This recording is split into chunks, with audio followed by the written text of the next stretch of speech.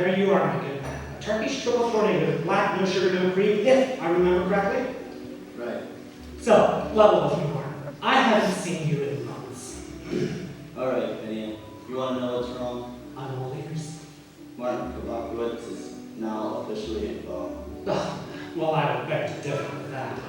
You heard what's happening at the box factory? Well, I heard you had some cutbacks. Cutbacks? It's more like a stab in the back. They laid me off. Oh. I gave that company 21 years of my life, and with a smile, a handshake, and a see you later, they laid me off, just like that. Oh, excuse me, I wasn't laid off. I was part of a reduction in force. Now, why are you smiling? You haven't been reduced in force, my friend. You have been expanded in possibilities. I wish you would stop that. You're always so optimistic. It's annoying. I'm sorry, it's just a habit of mine. But you don't see it, do you? The possibilities. Alright, man. You want to know what I see? I see a wife, 4 kids who need food to eat. I'll tell you what else I see. I look out through the blinds at night and see tow trucks circling around my house like a buzzard, looking for my car because the bank wants to repossess it. I had to hide it in my friend's garage. But Mark, I'll tell you what else I see. I see a dream house my wife and I planned for and dreamed about. And I finally saved up enough money to buy it. And I see this yellow piece of paper in there because that dream house is no longer ours. oh, boy, I really am sorry. Yeah, so am I. I see 4 little kids, their eyes looking up at me like, what you gonna do about this, Daddy? I see a wife who won't even look at me. A wife who's about to leave me. And is that because you're going through hard times? Or perhaps because you're giving her a hard time?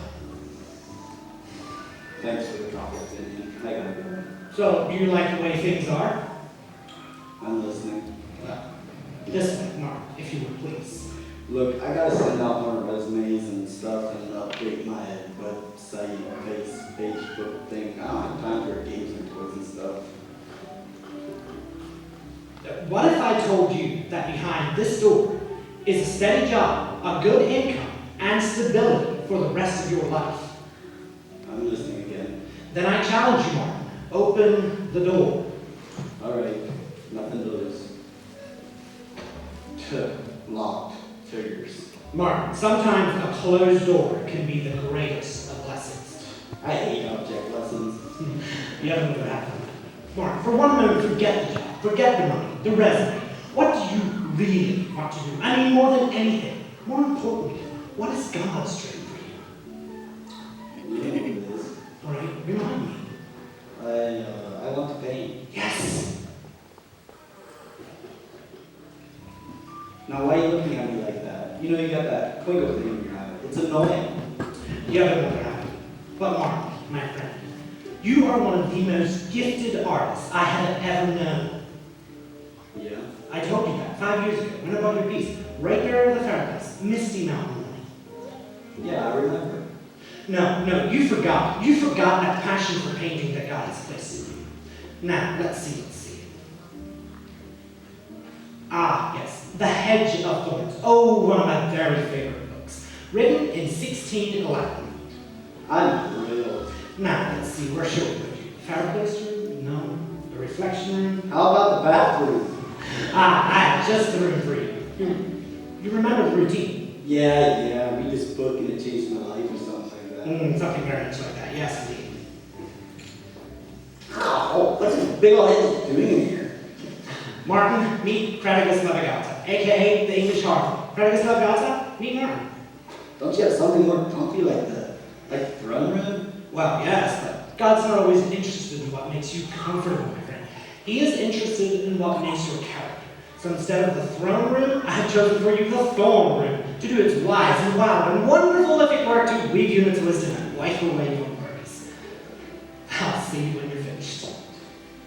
I'm not what you call a reader. Are you what you call a follower or a leader? A leader? My uncle always told me, great leaders are great readers. And with that book you have in your hands, you are well on your way, my friend. Good day, Martin, good day. That guy. Alright, what have you got me into now, Gideon? My name is John Carroll. I was born not very far distance from the city of Carlisle. That's Carl. Oh no, Carlisle. In a living cottage situated on the southern side of the woody upland. Go on, girl. Eat your orange. You're a big dead happy. I know, but I'm scared of starting new school. There's no need to be scared, darling. John's going with you. And I dare say he's the best big brother there ever was. I would dare say that I am. And I will always take care of you, sister. I know you will, John. You rescued me from the mean dogs, and when I got lost out in the cornfield. And just yesterday, you rescued me by swimming out to the boat before I took it to pour out on the lake. We're trying to forget that John was the one that sent you out on the boat in the first place. I was watching her all the while. We were on a quest to find the land of the flowers. What is this land of the flowers? It's an Andromeda. It has lots of lilacs. Lilacs are my favorite flower. So you told us. But it's not imaginary. It's true. It's a place where flowers of every kind and color grow and blossom. Sounds a bit like the Garden of Eden. You mean where I live? Yes, until they disobeyed God and were sent out of it. But it was a place of great beauty, and even more importantly, a place where they walked with the Lord.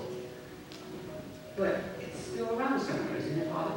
Oh, I have no idea, son. If the Garden of Eden still exists, I have no idea where it is. I wish I knew, so we could get some apples. I'd love to make a pie for Bill's birthday next week. You bake the best pies, Mother. She does, indeed. Now, are you two young ones ready for school? Yes, sir. Good. Work hard and obey your teacher. Miss Waring is very wise, and she will teach you much if you pay attention. We will. And I'll make certain that we raise so that I can help them. Good. Now I must go out to the field and you can aid to get to school. Let us pray that we walk with the Lord today. Yes, Father. Our Heavenly Father, we thank you for your blessings over us this day. We thank you for all you've given us, beyond what we ever deserve. May you enjoy what you see in us today as we enjoy serving you. Amen. Why are you being kind? You too close, so. Mother and Father have the highest respect for her. I'm sure she'd be a great teacher. Mother said she doesn't have any children. I don't think she's even married. Her husband died. That's why she runs the printing business he had. A woman running a printing business? By herself? Who could imagine? Father said she's a hard worker. She works in print shop at night after teaching all day. I struggle to get to school without being scratched. These hedges have sharp thorns in them. Look. Yes.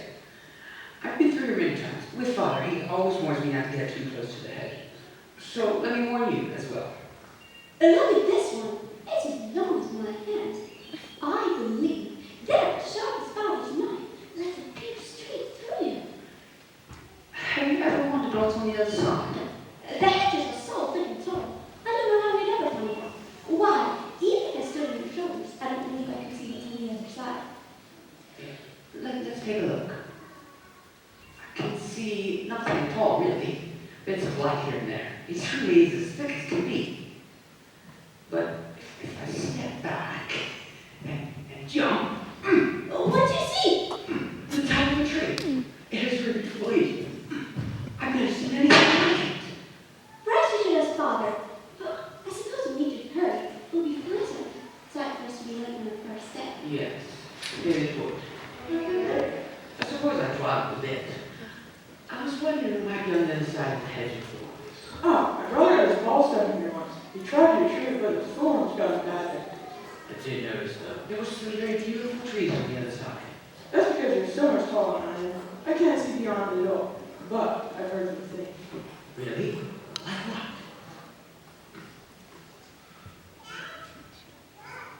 My brothers knows me. They are very old, 1460.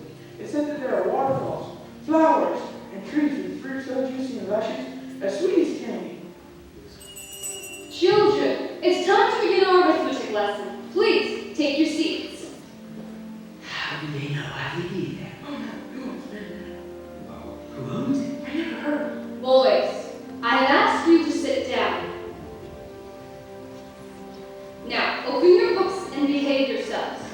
Yes. Take up your slates and we'll start with number 5. It crawls. She was very patient teaching me writing. I heard you about China though. Do you mind being more careful? She doesn't scare me. I've decided something very important today, though. What? I'm going to find out what's on the other side of that hedge. Really? I think it's best if we stay away. We will get trouble to each other. I've given it much consideration. And from all I've heard, I think I might know the secret. The secret? Yes. I think there's a mean old man that owns that land. He beats his horses and hoards his grain. The land has been left to him by his father, and before that, his father's father, and all the way up to his great-great-great-great-great-great-grandfather. That's a great number of greats. But as each old man lies on his deathbed, he tells his son, never ever tell the secret of what lies behind the hedge. And of course, keep the thorns tall and high so no one thinks there's anything anywhere there. Tell everyone it's nothing important. An empty field, a handful of grazing cows. No one must know the truth. We must keep the secret to ourselves. What is it? What's on the other side? The most beautiful place on earth, where glorious waterfalls cascade with bubbling brooks, orchards of trees dip low with scrumptious apples and juicy plums, and lilacs, Uncle Bell, lilacs bigger than you've ever seen or imagined. It's the lost garden of Eden. The real garden of Eden? Yes, the very one. We can ask Mother and Father. Perhaps they'll know. I don't think they do. You heard Father this morning. He doesn't believe it could ever be found. Wouldn't it be such a wonderful surprise if we found it for them? But how will we ever get to it? I'll figure it out. Remember that I'm 12 years old. I'm very wise. Oh, indeed. And I have a plan. What is it? We'll build a lamp. But how? I saw some old pieces of wood lying inside the school building. I think I can nail something together to get me to the top. And from there, I'll be able to see the long-lost Garden of Eden.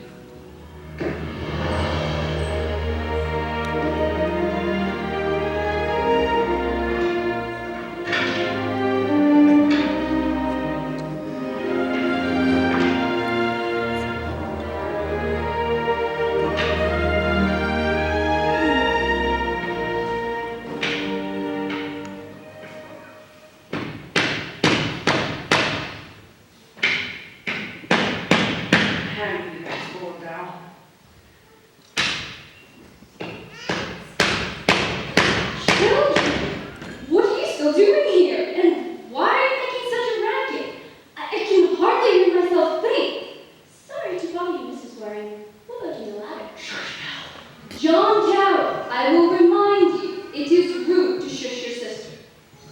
And anyway, shouldn't you be working at your parents' farm and helping them? Why would you need a ladder? For my adventures, I suppose. Well, I don't know what adventures you plan to go on, but it looks to me like a sure way to get yourself hurt. Oh, I won't get hurt. I'm very careful. Oh, except in the time I stepped into the river, because the road was covered in mist. All I know is that I think I was trying to balance me while standing up. And then, Now, well, aren't you as adventurous as a squirrel on the washing line? But I think it's time you end this nonsense and give yourselves hope to help your dear mother. Last I heard, she was doing the work of 3 people. yes. And work on your arithmetic, John. You're falling behind for all your chatter. What is 6 plus 12? 15? Remind me not to send you out to buy eggs. Now, get on with it. Yes, ma'am. Goodbye, Mrs. Waring. See you tomorrow. Goodbye. And I expect you to come early tomorrow to clean up this mess. Yes, ma'am. Come on, Belle. We'll find a way to get on the other side of that hedge.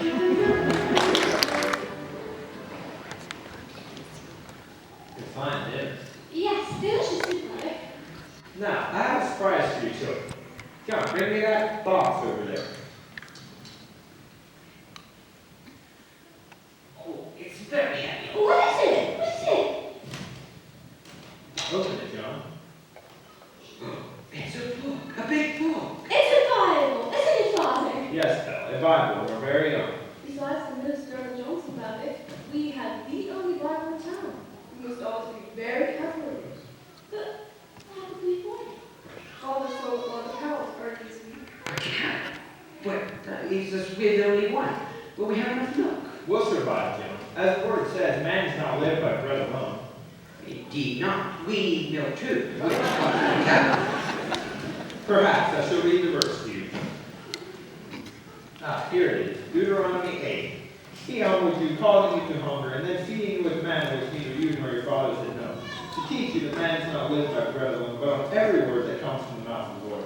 So thankful to have this, the Bible of our very own. So John, what else should we read tonight? How about the part about Garden of Eden? So silly. I believe this.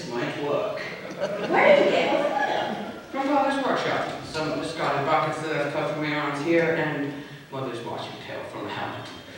The Thorns won't be able to reach me under all this.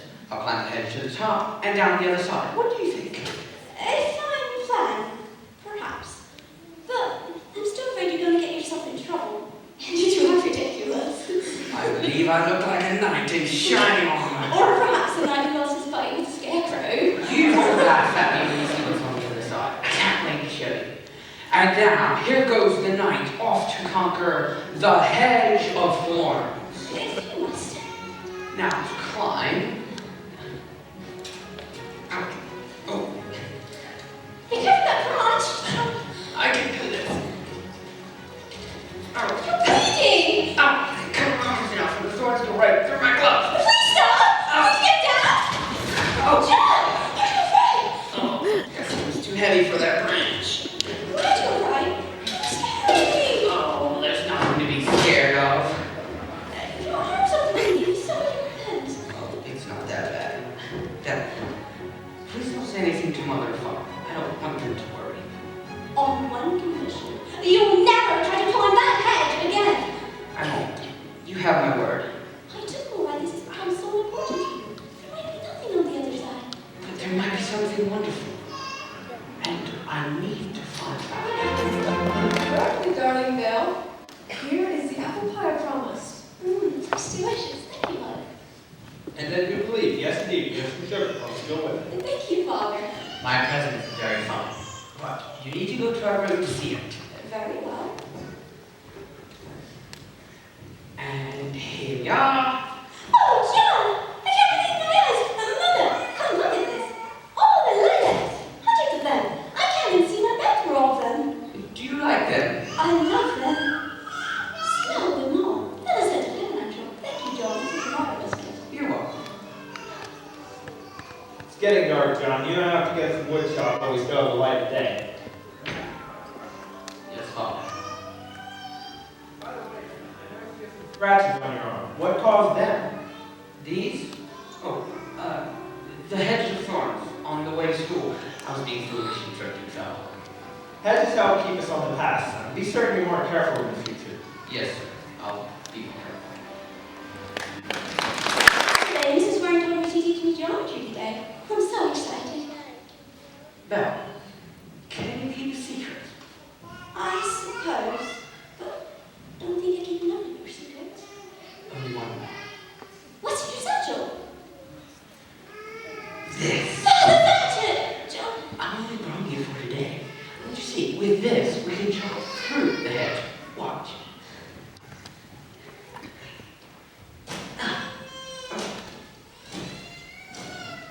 I think it's already working. There's already a hole.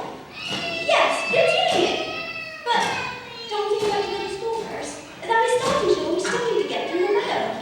Look how quickly it's falling away. We can still do this after school. We'll leave right away. I won't even visit with Caroline. Very well. And I do have a good start on it. Come on, let's hurry.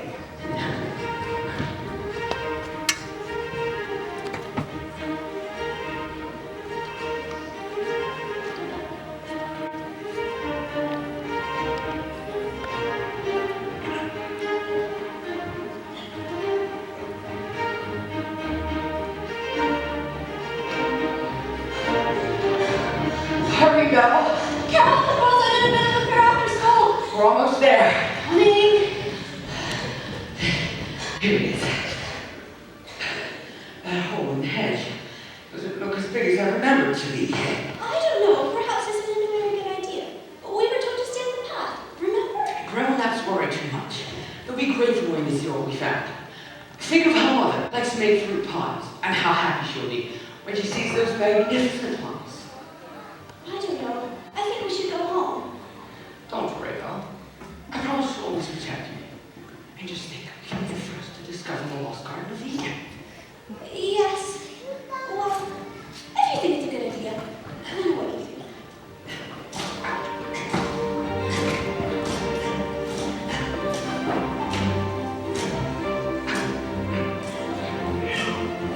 John, you're actually getting all scratches.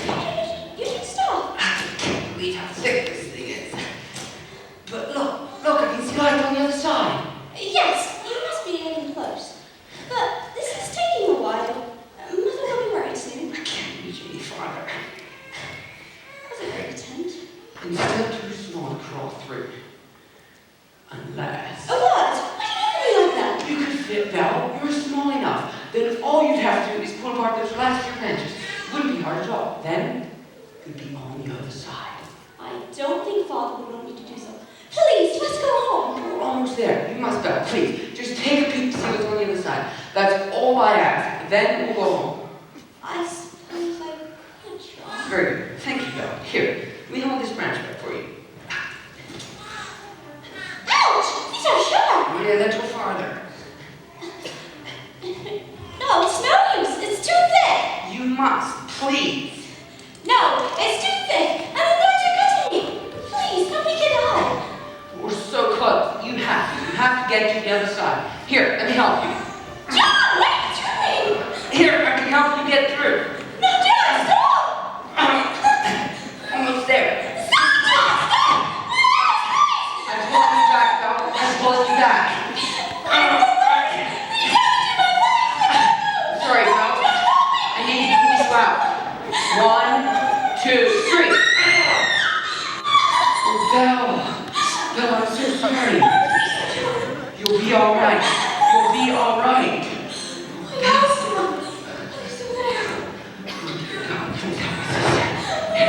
Hold me tightly.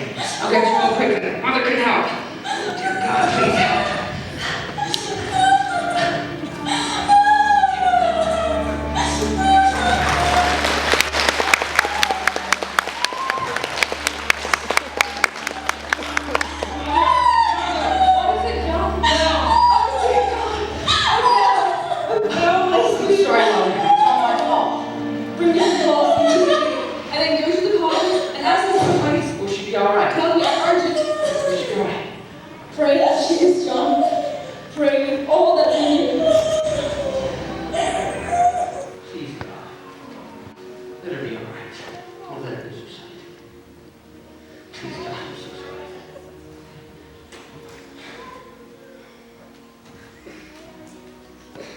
How is she, Mother? Tell me she will recover. Tell me she can see. She's asleep now. I removed the thorns from her face and eyes. Time will tell, but she must be the diamond now. Here, I want you to sit by her and be careful to keep her wrapped in a blanket so she'll be warm. There are so many bandages. Her face was cut deeply. I'm afraid she will carry scars for the rest of her life. I did this to her because I was so badly sick. It was on the other side of the hedge. Oh, John, as you look on your sister's face, never forget that when you cross the boundaries that God has set for you, you can harm those you love most. Yes, Mama. I'm going to get your father. Keep Belle comfortable as best you can. Oh, no. I'm so sorry.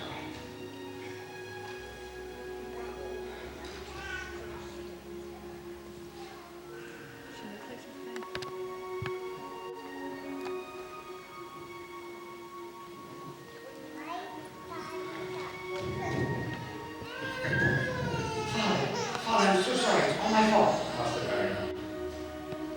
I wrapped her in a second blanket. It started to get chilly. Father, please forgive me, even though I...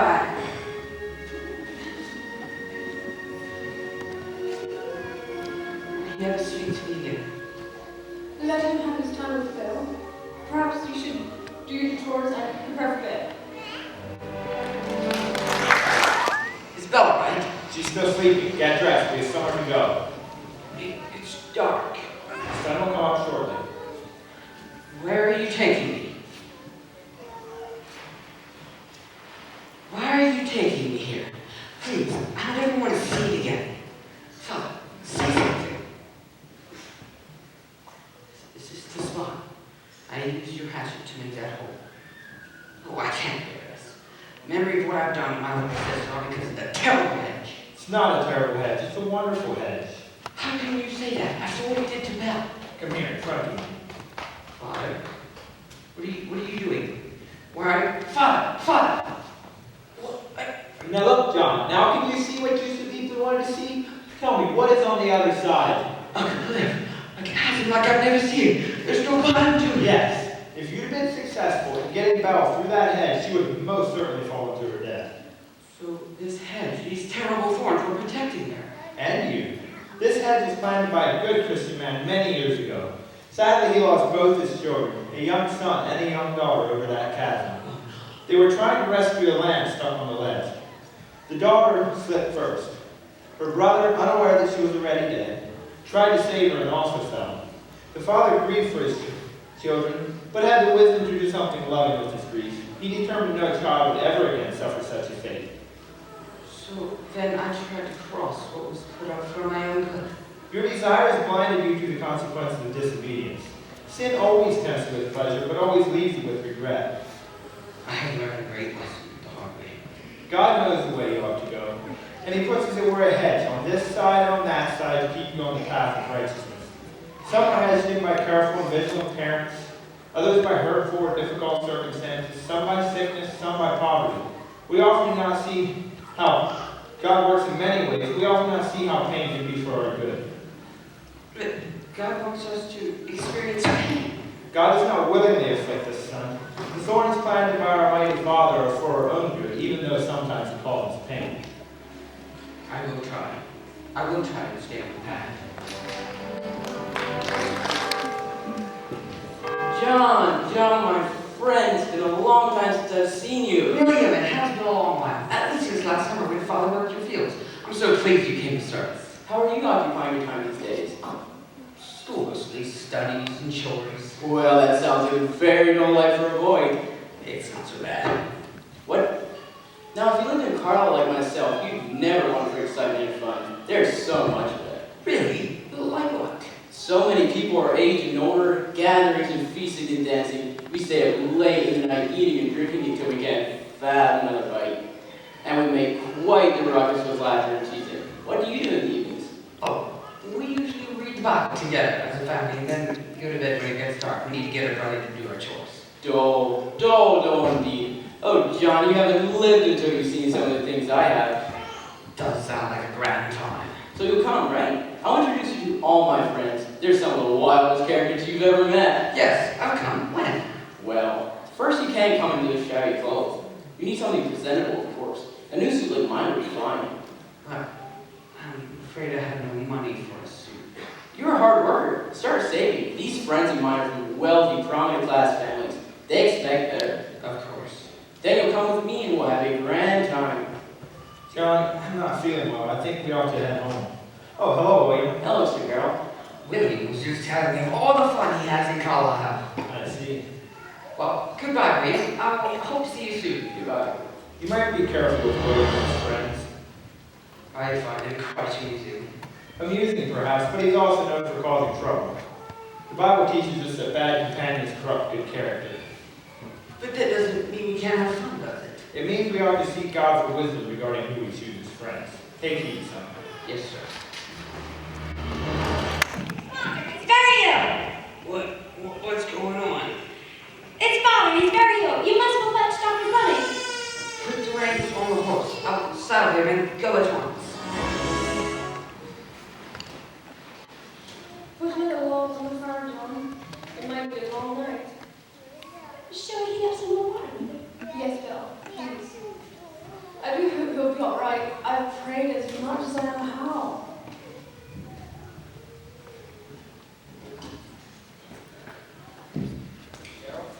Please, speak freely, Doctor. I'm afraid your husband has suffered stroke. He has lost a great deal of capacity to move and speak. But you're recovered, won't he? Perhaps slightly, but I doubt that he would ever regain his speech or his ability to walk. Oh, don't help us. But there must be something you can do. I've done all I can. It is now up to the Lord to be careful. I'll go and take him now. I'll return in a few days. Goodbye. Thank you, Doctor. I'll bring him his Bible. That always provides him with comfort. I can't fathom. Father, you want to go to work? Yes. What are we to do? How will we survive? I'll have to take over the care of the gardens and the fields. That's the only choice we have. Trust in the Lord with all thy heart, and lean not to thine own understanding. In all thy ways acknowledge him, and he shall direct thy path. Father, are you sleeping? Direct thy path. Thank you, Val. I can read some more after dinner, if you like, Father. Rest now. Of course, I'll let you be.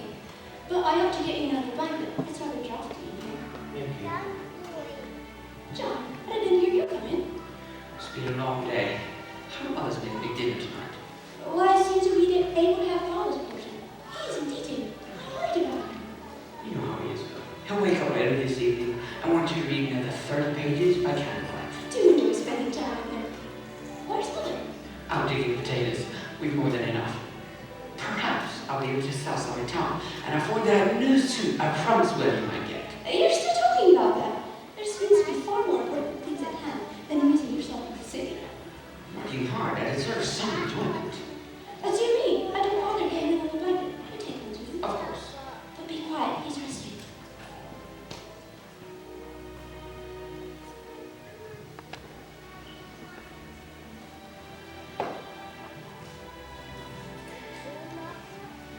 John, son.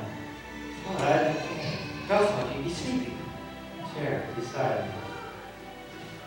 Mother says you shouldn't speak. You need your rest. Father needs rest. Getting weaker, I can see. Do you need something? Water? Need to tell you, I'm proud of you. You work hard. It's a good year for the crowds. They're really wrong. Praise God. I go soon. Father, don't say that. You're getting better. Take care of Belle, your mother. You are the man of this home now. Father, Most important, Bible. Hide in your heart and stay on the path. yes, Father. Of course. Always. John, you're still out here. Father passed so quickly. I can't believe he's gone. I know. This is such a lovely setting for his resting place. A top of the hill, with the view of the church. Do you remember when you would take us up here to watch the sunset? Yes. And we'd stumble back to the house by the light of the lantern. He always had to watch it till the very end. And now you see every sunset. Watch them with God. This stone, this grave is all we have left of him. Oh, brother, he's left us so much more. His words, his teaching, the love he lavished on us, and his Bible. That is what was most dear to him. We will always have these things. How is Mother? Still in bed, she continues to suffer from the fever. Her broken heart has only worsened her condition. She asked for Mrs. Warren earlier today, She did what? and requested her to come and stay with us. She did what? We don't need another mouth to feed. Oh, you know Mrs. Wellman's eye. She worked harder than anyone. And since she's widowed, I think it would be good for both of them. So Mrs. Waring agreed. She did. She's moving in tomorrow. Now 7 years later, the story continues. Belle, did you bring your mother her dinner? Yes, she ate it all and is resting now. 7 years this week since Father passed on, and her health continues to grow worse. Have more turnips, John. It'll broaden your shoulders and put some hair on your chest. Seems to me that he has already eaten too many turnips, Mrs. Warren. Better than you having too many. And John, it's well past time for you to pick up your studies again.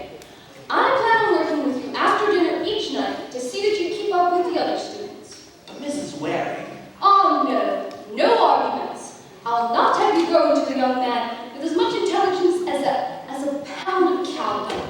We'll practice your spelling tonight. dung, D-U-N-G. Try vegetables. The turnips or the beans. Belly. I-T. John, spell vegetables. I'd rather grow them. Did you see them all coming up? We've had a better crop this year than I can remember. Even mothers say so. In other words, he doesn't know how to spell V-E-G-E-T-A-B-L-E-S. Sure I do. It's spelled just like you said. If they sell like I think they will, we'll have more than enough money to make it through the winter, and perhaps some to spare. Do you plan on making some additional purchases then? Perhaps. I saw one in the church again on Sunday. That boy, he only comes every few months. But whenever he does, he stirs seeds of discontent. Does he still talk at his parties and friends? And maybe I'd join them. I believe I have proved myself worthy of a bit of amusement. Does he still insist he needed a new suit? I believe I deserve a new suit now. I've certainly worked hard enough for it. Baby, some sugar, soap, coffee, burlap. Anything else you need today? Do you happen to have any ribbon? I know Belle would like some for her hair. Let's see.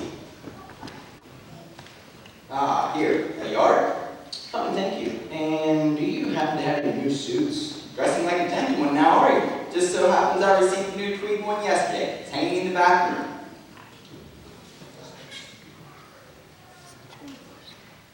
Ah, it's very fine. And does seem to fit well. You look mighty handsome there. I'll take it. William, I was hoping I'd see you in church today. John, good to see you, friend. Look at this fine new suit on you. You look like a man who's ready for some fun. I hope so. Meet my friend. This is Lucy Cook. Hello. Pleasure to meet you, miss. Oh no, the pleasure is mine. Come on, I'll introduce you to my sister. She's over yonder. The one in the doll dress. Well, I suppose it's rather dull. And what happened to her face? Those scars. She's a dear sister. Might put your chin up, John. Mrs. Wiring is headed this way. She'll have you polish up the person's character for testing people out. Come with us around the back. William was just showing me around this charming little church. There's not much to see. So who is this Mrs. Waring? Your nanny? She stays with us. My mother's been ill for quite some time now. Now please don't bore Lucy with your sad tales. I cannot believe I forgot. This is the Sunday the traveling minister is preaching at the parish in Carlisle.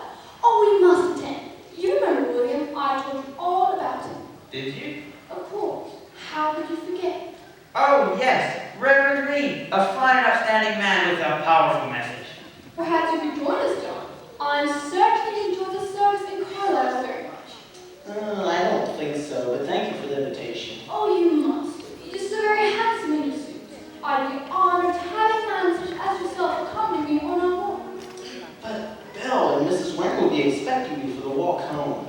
The parson here is so long-winded, we'll return long before the end. Surely you think on your own by now, Charles. Well, I suppose just this once would be all right. Delightful, shall we?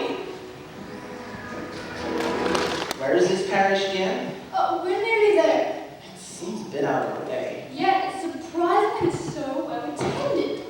Ah, these birds. They're everywhere. This is the last time I'll take one of your shortcuts, Lucy. I don't see anybody else coming this way. I hate to be late. It's just over the hill.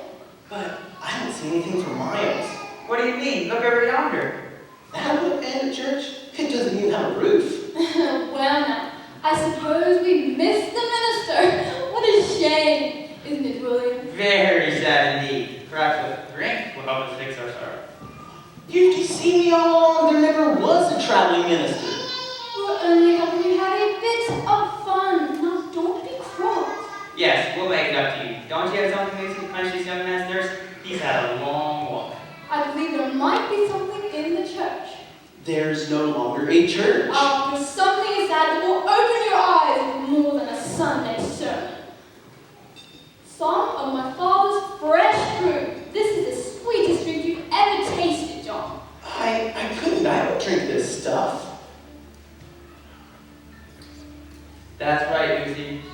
Mrs. Waring would never allow it. Why? He must have to ask her permission before he changes his socks. I do not. You speak foolishly. John is one of these types that can't think on his own. He lets his mother or his school teacher just tell him what to do.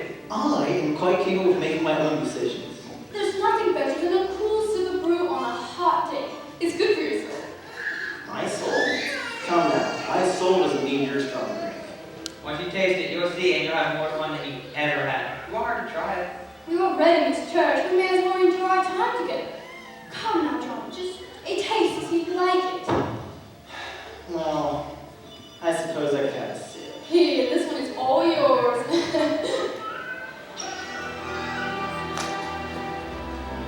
Brother of yours, Belle. He should be home by now.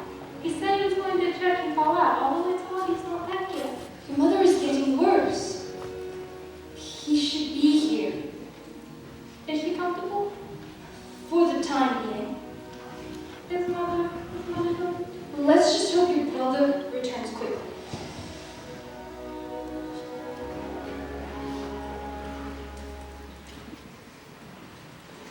What? Where am I? Oh, so dark. It's nearly midnight, I'd say. You, my friend, cannot hold your liquor. Not in the least, with your great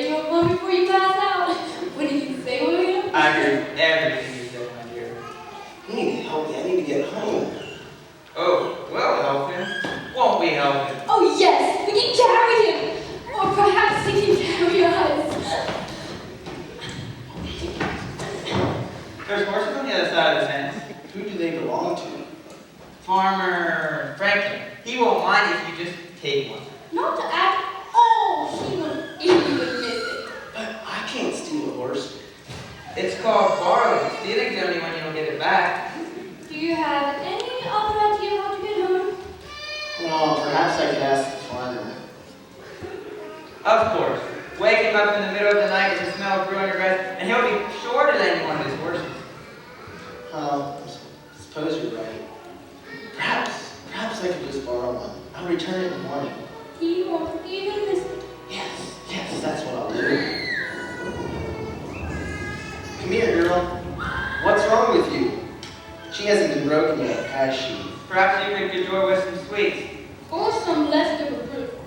Oh, wait. Horses tend to drink while they ride. I mean, ride while they drink. Now, hush! You'll wake Farmer Franklin. Just spit it on me, William. No, I don't think so.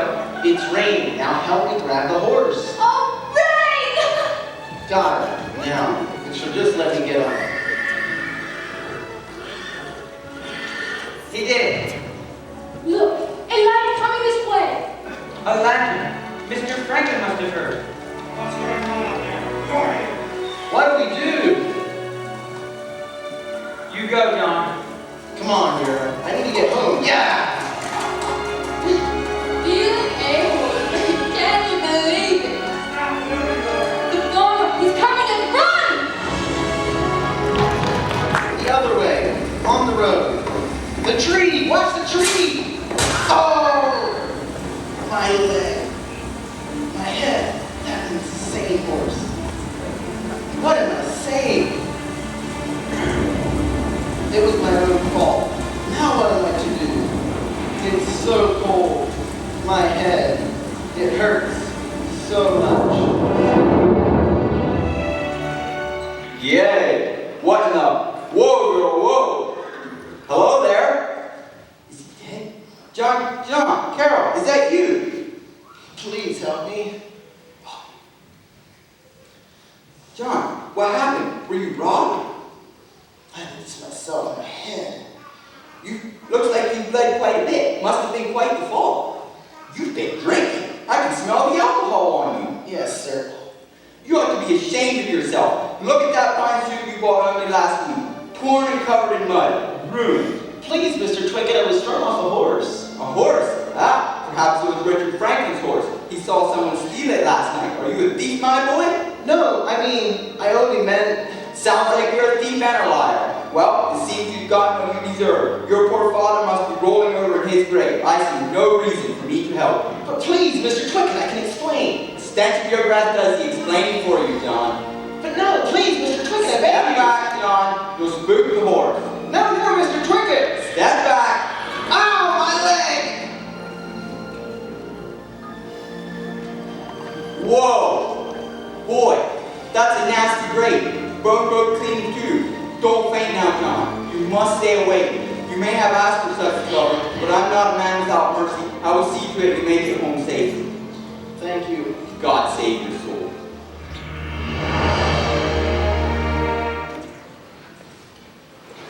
Oh, John, dear John, what happened? I found him on the side of the road this morning when I was making a delivery. He's had a bit of trouble. Broken leg, not the least of it. I'm sorry, John. Thank the Lord for bringing you home. I've been so worried. Please, Mr. Tuckett, put it down on his bed. Over here? Yes.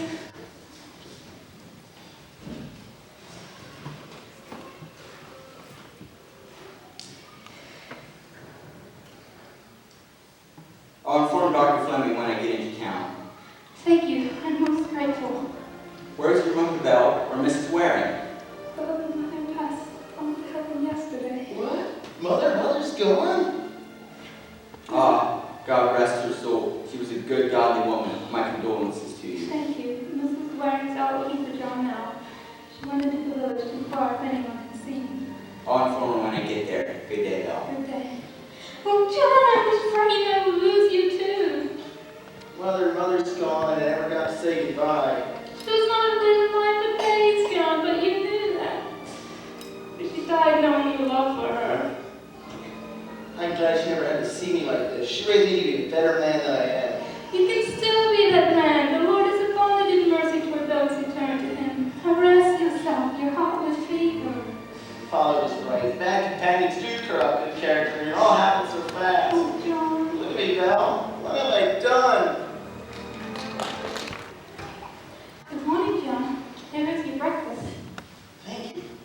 I feel as if I've been sleeping for a month. You had us worried. I thought I was gonna lose you. You've been so kind to me, taking care of me and nursing me. How can I ever repay you? You're my brother. It's my calling and my joy. How are you, Mrs. Waring, getting on? Who's tending the cows in the fields?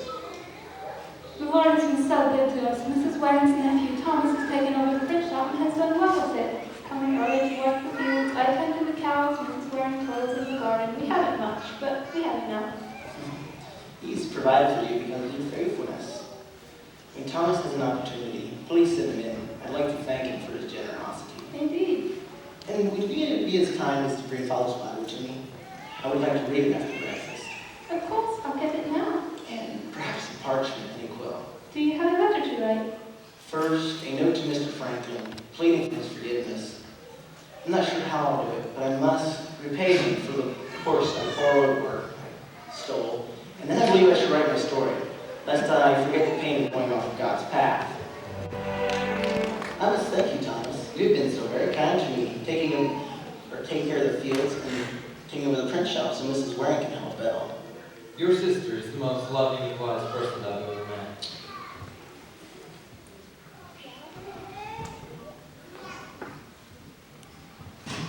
Yes, despite her scars. I don't even notice them anymore. I wish I didn't either. Every time I see them, I'm reminded of how I failed her. She tells me you're writing your story. There's more to it than I thought at first, but I'm about halfway through it. Perhaps you could read it to me sometime.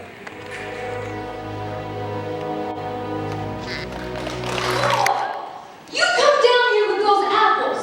I may look like an old woman, but I have the temper of an ox with his tail on fire, and a kick for your backside to match it. Mrs. Waring, what's happening? There's a little thief up in the apple tree bed. Huh, he thinks I can't see him stealing our apples. Well, Andrew Flannery, is that you? Perhaps. If it is, what might you do to me? Well, for starters, to make sure you give those apples to poor Mrs. Waring, and then while we're talking. Yes, ma'am. I'm walking my class. Here, Mrs. Waring. I'm sorry. I'll take the one in your pocket, too. Yes, ma'am. And the other pocket. Here. Andrew, why would you come over here and sneak in our apple tree? I know that you don't have apple trees on your own then. But these look so much better. I thought for certain they taste so much better than ours. Well, it's been said they are magic apples. See, I knew it. Yes, because they keep disappearing. Give me the one under your hat, too, you little scoundrel. Yes, ma'am. Andrew, I think you ought to come talk with my brother. He's inside, sitting by the fire. Is he going to give me a whipping? No, he has his own apple tree to tell you about. Come on. Children, always getting themselves into trouble. Good apples, though. Hopefully that boy will be able to learn something from John. I imagine he will. Quite the character, that one. Andrew, he is indeed. He once got stuck in the schoolhouse chimney simply because he was curious to see people there. Sounds like George. Who's George? George? Did I say that? Yes, who is he? Well, he was my son. I never knew you had children. I don't see the point of talking about it. It's a sad tale. I wouldn't mind listening. Well, we had two children, Charles and I, a boy named George, and a little girl, Lily Grace. What happened to them? They were good-hearted children. One day, while they were out playing, a lamb wandered off from our flock, slipped over the ravine, and landed on a ledge not too far from the top. The ravine, the one protected by the hedge. fell to her death. Dear little George tried to save her, but he too. So your husband was the one who joined the hedge, the one father told you about? Yes, that very Hedge. After the death of our children, Charles was so distraught, he gave up the farm altogether and started the print shop. With the print shop, I was able to provide books and start the school. And by the way, provide your father with his Bible. Remarkable. When you get to my age, you can look back on life and see patterns of God's handiwork.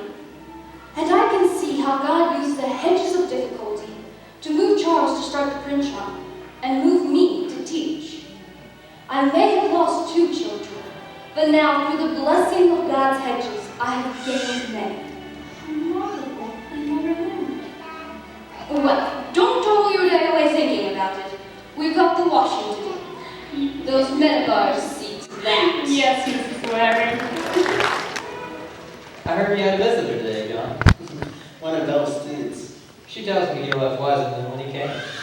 He was surprised to find that I was in the Jonathan book that Bell's been reading to them in class. Once you regain your strength, you'll be able to visit the school and share your wisdom firsthand. I'm not sure that they will come, Thomas. Oh, but I'm confident you will. Belle's doing a fine job with the story herself, and the children do love her so. She's very wise and compassionate. There's no one like her. You speak of her often, Thomas. I think of her often. I'd want nothing more than to have her agree to be my wife. Oh, have you talked to her about this? There's so much business at the print shop now, which is a great blessing, but I hardly have time now for anything else. I suppose it is a Hedge's horse. Do you know I once had one horse set inside to America? No, I didn't. But when my aunt needed help here, I knew I had to step in and help at the print shop. Secretly, I was very disappointed. But because this Hedge kept me here, it led me to the woman I want to spend my life with. She requires a godly woman, Thomas. A man who relishes the word of the Lord and hides it deep in his heart. Man does not live by bread alone, the Lord says. That must be why you're reading it, every time I come to sit with you.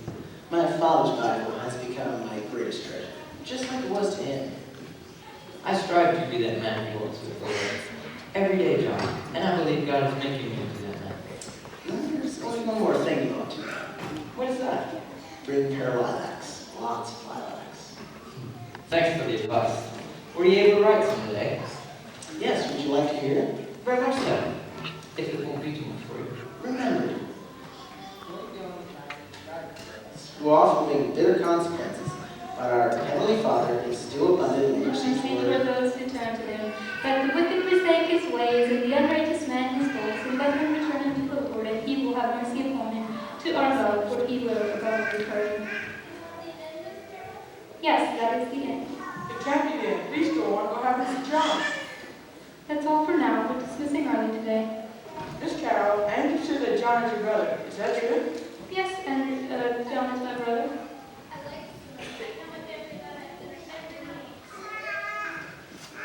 And have you learned from the story?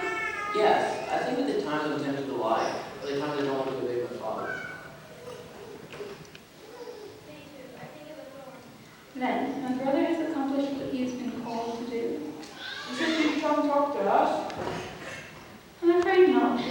We're dismissing early today so that I might attend John's funeral. Awaiting your Savior, be as illumined on the thorns, read by following the leadings of the Lord, and the hedge of the thorns will mark your way to the crown of glory. That was the last passage my dear brother wrote. We found it posted on his bed after he had gone to be with my parents in glory. I'm grateful to each of you in joining me in saying goodbye to John today. Thank you. You did love me, Val. John will be broken. Oh, Thomas, I miss him so. I will also. I'm so glad to have his story. Even in the last couple of weeks he's worked with it, I've been amazed at the influence it had on people. I only wish you could finish it. Oh, he came close. I just have to write down the ending. I have a wonderful idea on how we could get this story to be read by others. Oh? Let's just say I have a surprise in store. But first, may I have the pleasure of you joining me for a drive out to the meadow? The lilacs are right in abundance, and I'd like to give some for you.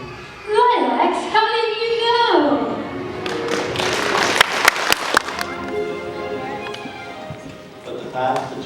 shining light would shine more and more into the perfect day.